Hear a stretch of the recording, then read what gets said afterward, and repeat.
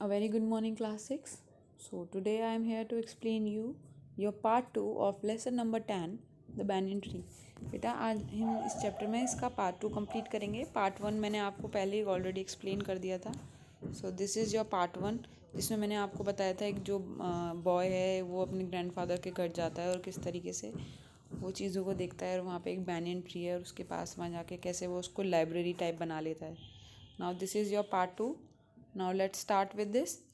Part 2. The warm breezes of approaching summer has sent everyone, including the gardener, into the house. जो गर्म हवाएं हैं वो इतनी तेज़ चलने लगी हैं इन समर में कि उसने इंक्लूडिंग गार्डनर है. जो गार्डनर है देखा होगा आपने, अब गर्मियों के टाइम में ज़्यादातर सब घर में रहते हैं ना, तो इवन जो गार्डनर जो बेचारे धूप में वर्क करते रहते हैं वो भी अब घर में अपने चले गए हैं. I was feeling drowsy myself, wondering if I should go to the pond and have a swim with Ramu and the buffaloes. वो इतना फील, अब वो जो यहाँ पे जो बॉय है वो ये बोल रहा है कि मैं अपने आप को इतना ड्राउजी महसूस कर रहा हूँ, इतना आलसी महसूस कर रहा हूँ कि वो सोच रहा था कि क्यों ना मैं एक स्विम के लिए चले जाऊँ पॉन्ड में. कहाँ पे? With Ramu and the buffaloes. When I saw huge black cobra gliding out of a clump of cactus. Eight the same time a mongoose emerged from the bushes and went straight for the cobra. जैसे ही वो सोच रहा होता है एकदम से देखता है कि वो एक बड़ा सा ब्लैक कोबरा जो है निकल के आता है, मतलब स्मूथली मूविंग स्मूथली वो निकल के आता है झाड़ियों के क्लम्प से. और एक सेम टाइम पे ही एकदम से सामने से बुशेस में से मोंगूज यानी कि नेवला जिसे आप हिंदी में बोलते हो, वो स्ट्रेट सामने उसके कोबरा के सामने आ रहा होता है. In a clearing beneath the banyan tree in a bright sunshine they came face to face. Banyan tree के नीचे ब्राइट सनशाइन में एकदम से वो एक दूसरे के आमने सामने होते हैं. The cobra knew only too well that the grey mongoose 3 feet long was a super fighter, clever and aggressive. जो कोबरा है वो ही जानता है ये ग्रे mongoose है, वो 3 फीट लंबा है और एक सुपर फाइटर है, चालाक भी है और गुस्से वाला भी है. But the cobra too was a skilful and experience fighter. और जो कोबरा है वो भी बहुत एक्सपीरियंस और स्किलफुल फाइटर है. एक्सपीरियंस मीन्स मतलब कह सकते हैं आप अनुभवी फाइटर हैं जिनको काफ़ी इन चीज़ों का अनुभव होता है. एक्सपीरियंस माने अनुभव होना चीज़ों का. He could move swiftly and strike with the speed of light, and the sacks behind the long sharp fangs were full of deadly poison. It was to be a battle of champions. और जो snake है वो भी बहुत अच्छे से swiftly move कर सकता है और एकदम से भिड़ सकता है स्पीड ऑफ लाइट की स्पीड से.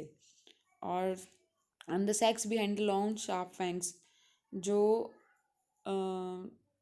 इसके जो टीथ्स हैं स्नेक के वो भी काफ़ी लॉन्ग हैं.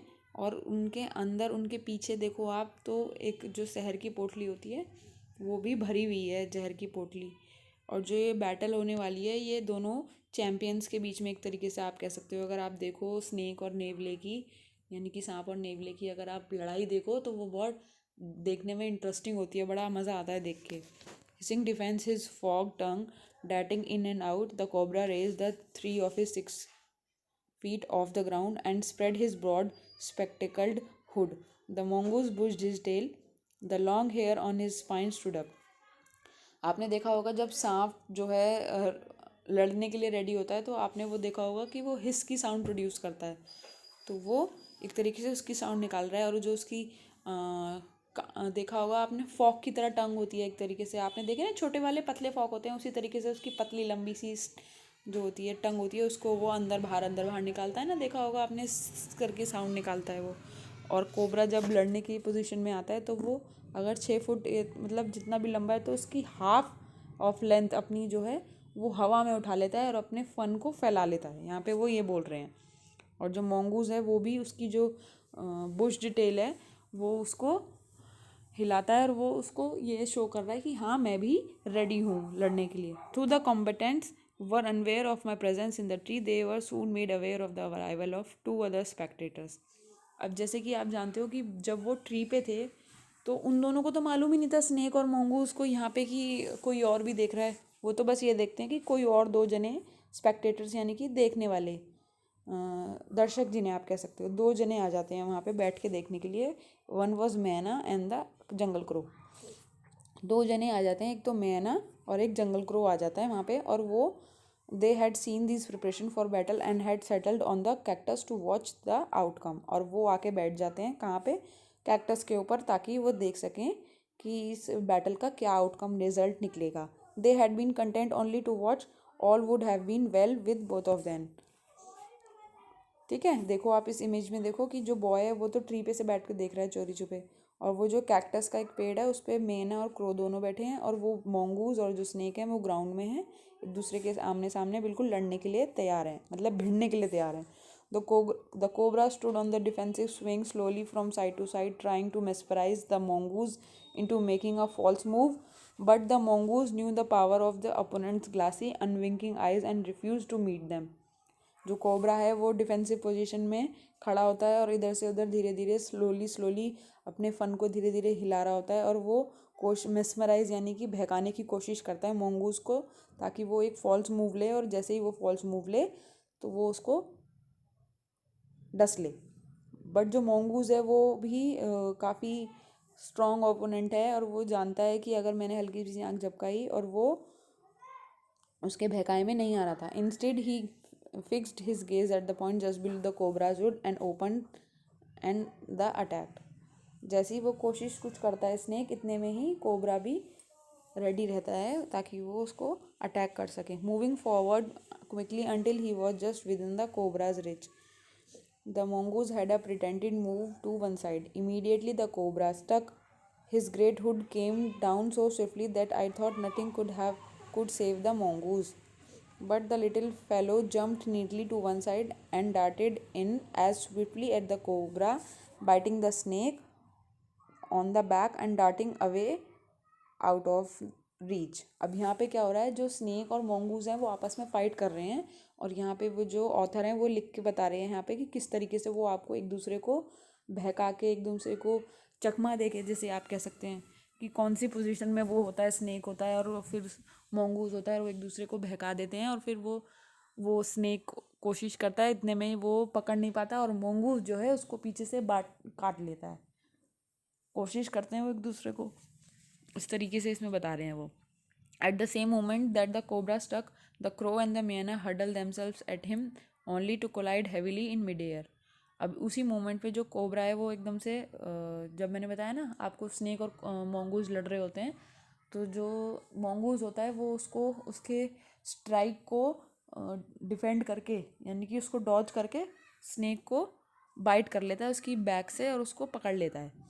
तो उसी मोमेंट पे जब कोबरा को पकड़ लिया था, जो क्रो और मेना है वो आपस में एकदम से हड़बड़ी मचा देते हैं, और only to collide heavily in mid air, shrieking insults at each other they return to the cactus plants. और वो आते हैं एकदम से, और वो नीचे आके जिससे होता है ना एक तरीके से कि हाँ करो करो करो, पकड़ो पकड़ो पकड़ो, इस तरीके से आके बोलते हैं, और एकदम से तुरंत आके कैक्टस प्लांट में वापस बैठ जाते हैं। A few drops of blood glistened on the cobra's back. वो देखते हैं कि जो कुछ ब्लड की जो ड्रॉप्स हैं वो कोबरा की कमर पे चमक रही, क्योंकि वो मोंगूस ने आके काट लिया था उसके। द कोबरा स्टक्ड एंड मिग्स again, the mongoose sprang aside, jumped in and bite. फिर दोबारा वैसे ही करता है, वो कोबरा जैसे ही उस पर अटैक करने की कोशिश करता है, जो मोंगूज है वो छलांग मारता है और दोबारा से उसकी कमर पे आके काट लेता है।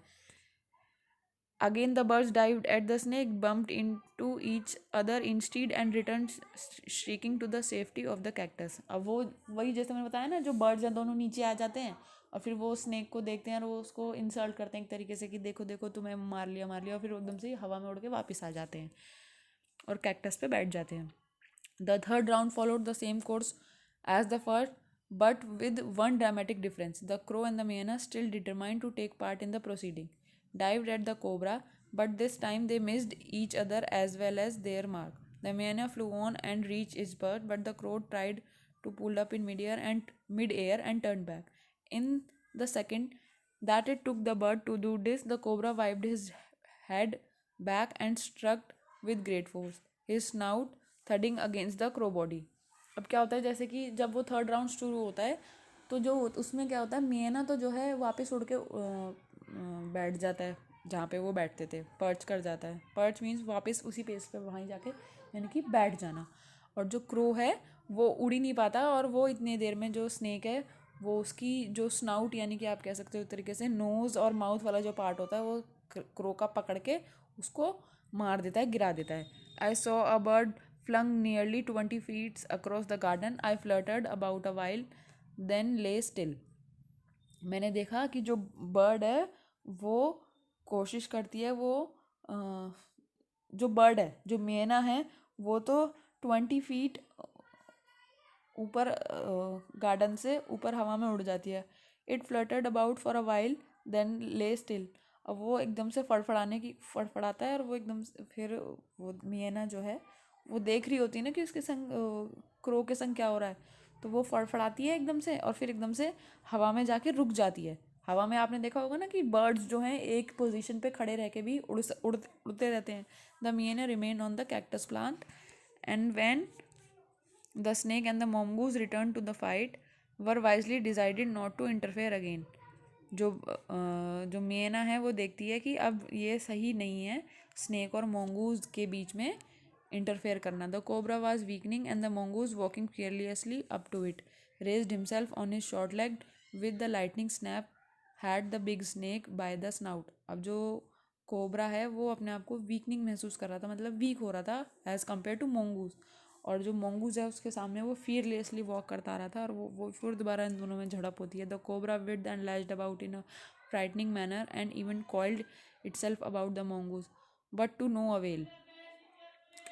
जो कोबरा है वो अपने आप को एकदम से फड़फड़ाना इन द सेंस आपको एकदम से झपट्टा सा मारने की कोशिश करता है और अपने आप को कॉइल भी कर लेता है. आपने देखा हो ना कुंडली मार के बैठ जाते हैं सांप, वो मोंगूज को कुंडली मारने की भी कोशिश करता है लेकिन उसको कोई जीत हासिल नहीं होती. The little fellow hung grimly on until the snake had cease to struggle. Then then smelled along its quivering length, gripped it round the hood, and dragged it into the bushes. The many dropped casually to the ground, hopped about, peered into the bushes from a safe distance, and then, with a shrill cry of congratulations, flew away.